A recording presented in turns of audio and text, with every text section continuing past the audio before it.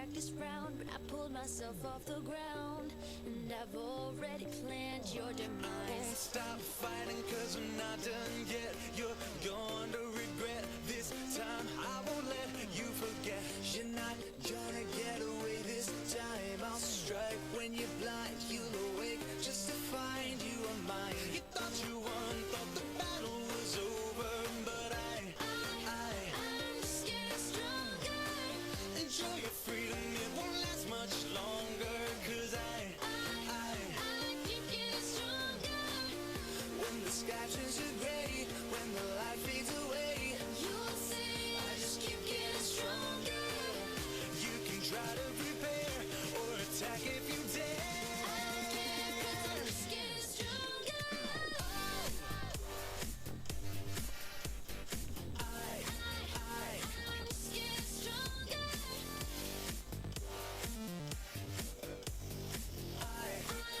I'm just getting stronger. I'm just getting stronger.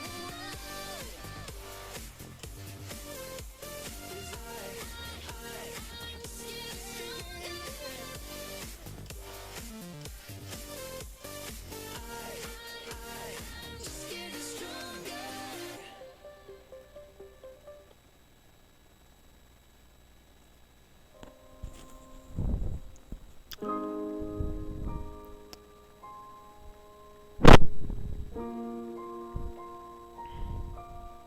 It's not fun being aggressive over everything, being triggered by my whole experience of livid judgment that dictates me and preventing my own free will to be who I'm supposed to be or what I choose to be. These are the Obviously. many factors that flood in my head 24/7.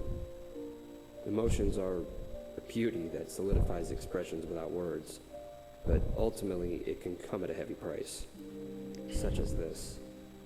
And to this day, it's still taking its toll. Before I was in the fandom, I used to review movies. Before I reviewed movies, I made Flash content on a site called Newgrounds. Sprite flashes, specifically.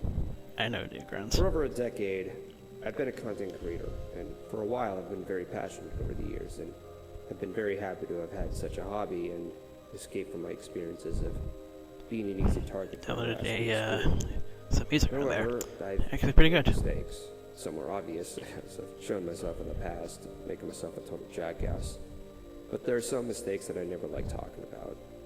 While I've made some stupid commitments, like my Rainbow Rocks rant, at least that was based on trying to make a moral statement. Big mistake. But the reasons I've made mistakes of in the past were selfish, self-entitled, and heavily delusional.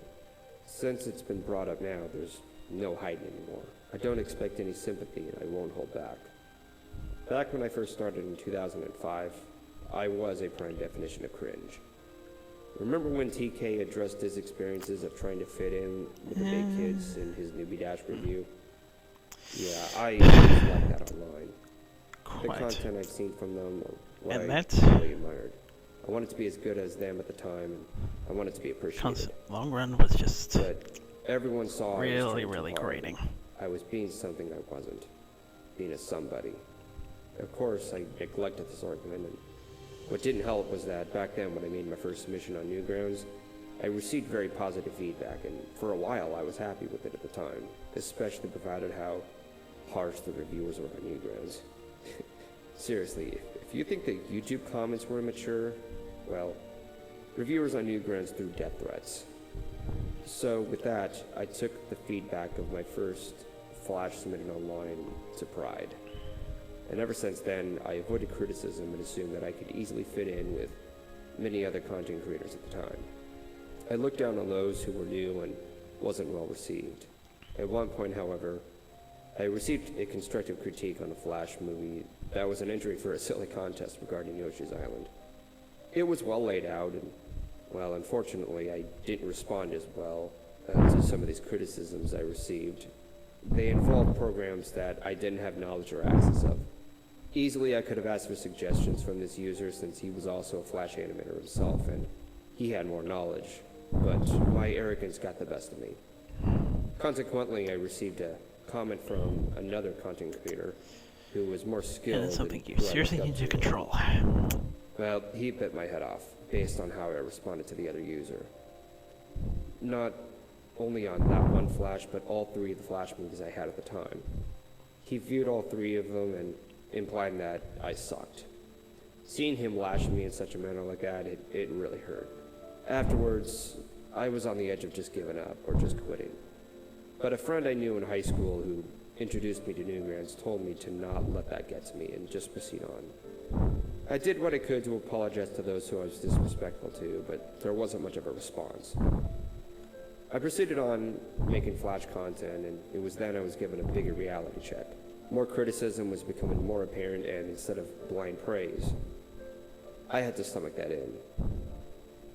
I tried to, but I responded lividly when I shouldn't. I tried taking in criticism at the time, but As you may have noticed, PG-13 because I of eagerly language. wanted one of my works featured on the front page. Everyone else I knew got to be on front page, but no matter what, Something I usually anything I don't made wasn't good enough. resort I to. tried making it, telling myself I wanted to do this for fun. And a part of it was making something based on games I enjoyed from my childhood. But I exploded when, in late 2007, a low-quality Sprite movie was featured. I posted an angry entry on a site called Cheesy Art, similar to DeviantArt, ranted about how it had more attention than whatever effort I made. And there I showed my true colors. I lost respect from the close ones I remembered, and others just tried to convince me to proceed on since they still liked my work nonetheless. As it turns out, the Flash was just a joke over how cringing and effortless Sprite Flashes were, as a majority of them were like that at the time. Similar to the jokes of Jared Jackson, when they were not meant to be taken seriously. After some time passed by, I proceeded with Sonic the Unstoppable in 2008. I got a daily second, which was the highest rank I got, but it didn't mean that much anymore. Afterwards, things with sprites just died out. I was more into college, art, and discussions about movies. This leads me to when I started reviewing movies. Some of you would already know, as I started in 2009. Part of the motivation was obviously by Doug Walker and Roger Ebert. The other, I spoke up about movies when... However, you seem to lean more towards the physical side, obviously. All the time, people agreed with me.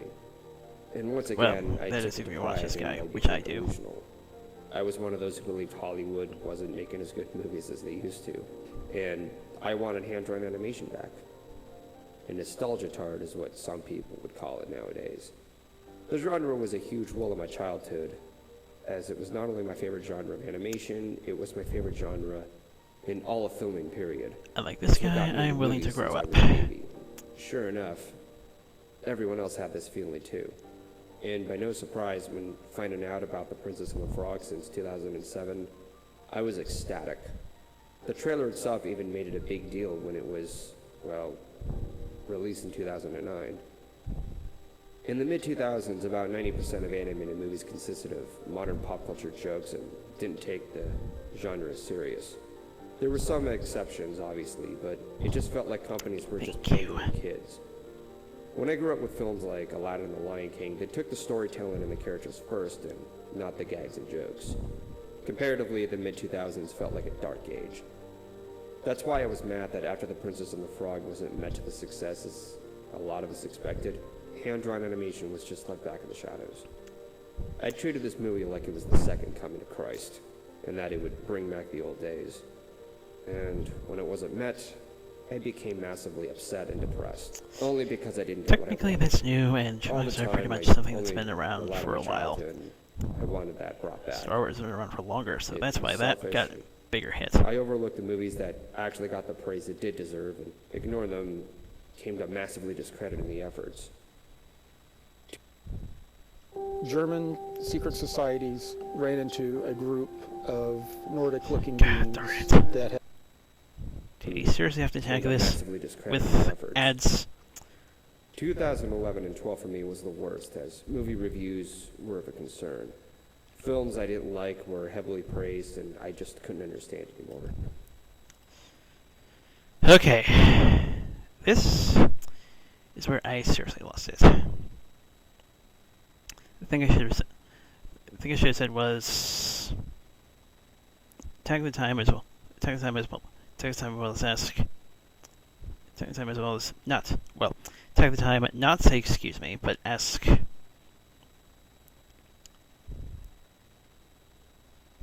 why. Just why. Because seriously, you really need reasons. You really need to state reasons as to why you dislike something that is generally praised. And I can't think you're staying on topic here, but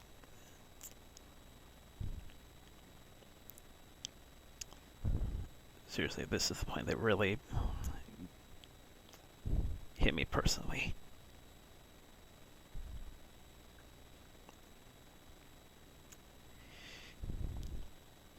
But I get the feeling I'm never going to see that answer. But I get the feeling I'm not going to get the answer for a while. Or ever. I have no idea. Just why. What didn't help that year was an experience with a movie my family and I saw through. the movie that was regarding a certain milkshake. Milkshake. I drink it up. Don't bully me, Daniel. Paul Thomas Anderson's There Will Be Blood. The movie was released in 2007, but it wasn't until 2011 that I would actually watch it. It received a lot of praise by critics and moviegoers alike, but as a result, I hated the movie passionately. Remember how I felt about And that's a scene Super that is being Speedy used a or lot what in I said about reviews, Movie Dash in the particularly podcast? This nostalgia movie critic made me so Richie angry Rich. that I never wanted to even Nostalgia talk critic about it. Richie Rich. I'd rather watch those 2 episodes than watch this movie. And Well, that's a there's a lot of movies that I would rather watch Super Speedy or Newbie Dash over. But I digress. Part of which behind There Will Be Blood is because I did Well, I can talk get behind about that. it once, and well, it that's something I'll resulted have to into get a massive behind. backdraft. I made an angry review of the movie, venting out how movies like this got more attention at the Oscars than something both viewers and critics can come at the middle of. This explains the rant that I posted on DeviantArt in 2012. Regardless, I made an ass out of myself of this video, and to where, after a year it was uploaded, I placed it on private. However, the damage was already done. I said what I said, and I couldn't avoid it. It was hush-hush over the years, but it still haunts me. Do I still hate the movie? Fuck yeah, I still do. But there's something else that I didn't talk about, and it was much more personal. I saw the movie the night before I started my review. My dad showed some interest when I added it to the rent list on Netflix. Mom, on the other hand, had no interest in film critics. Contrastly, you know my side. I loved film critics, but to rent a movie that was praised by them came to a risk for me. Dad and I prepared the movie as Mom was dragged in. And by no surprise, when I sat through There Will Be Blood, we were all either struggling to stay awake or just feel too uncomfortable for one scene after another. At one point, Daniel Plainview was pulled on stage at a church and was forced to shout out that he abandoned his kid. Dad got up and left at that point. He couldn't watch it anymore. On the other hand, Mom and I were the only ones left.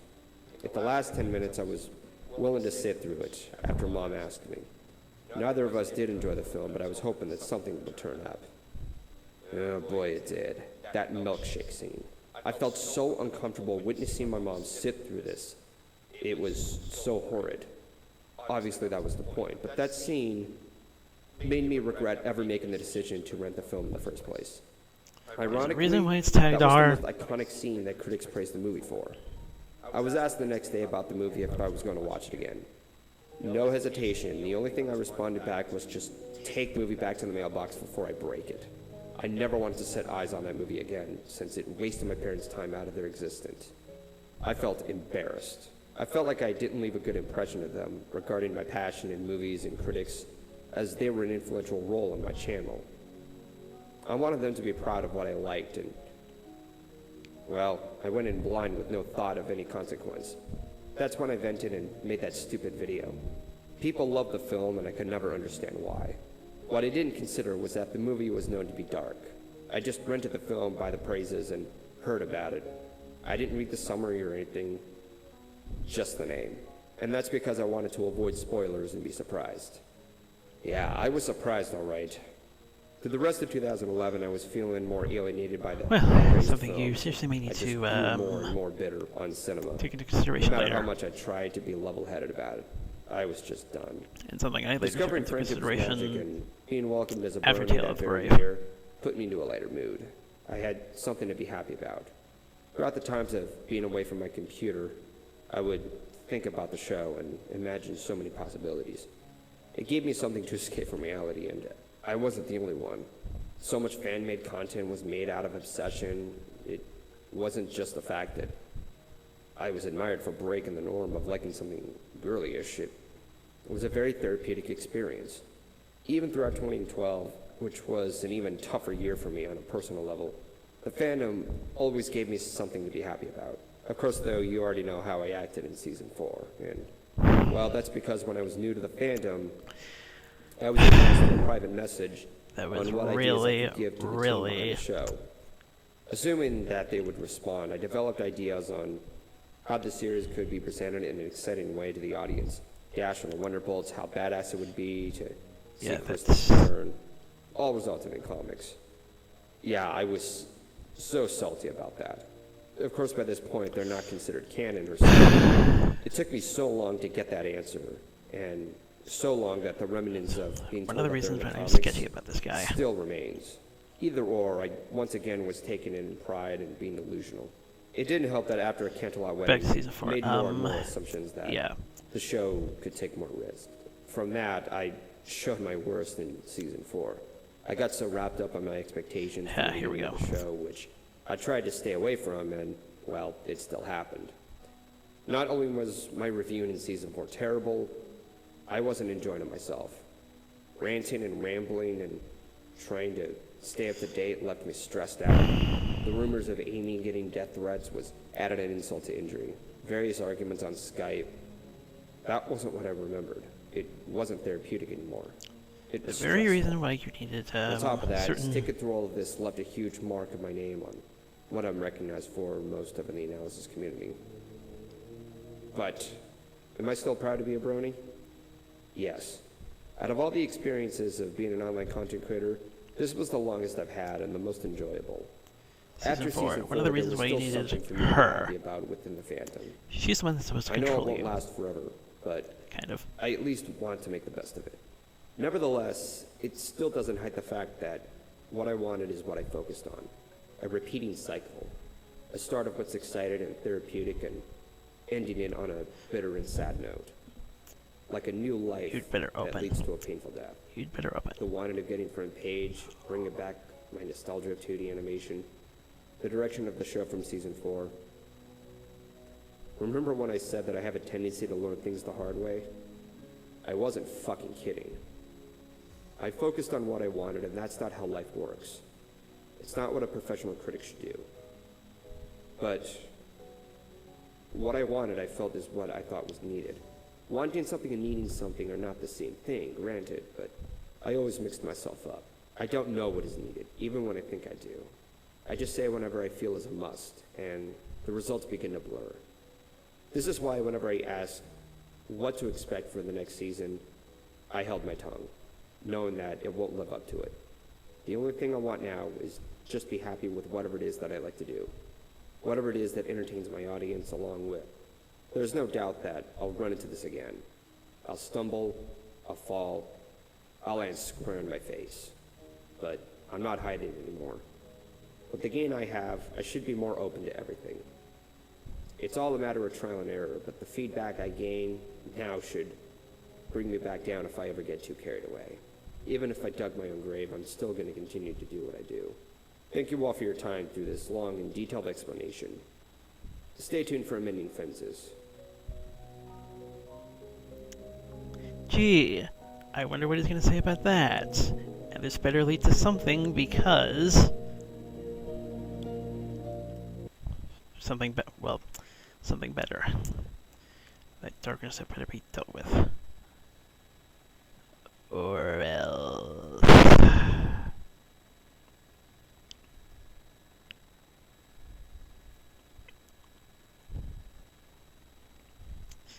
So yeah, like I said, that one moment... Just took me off the... Like I said, Brent, that one moment was just enough to... raise questions. everything else is fine, I guess.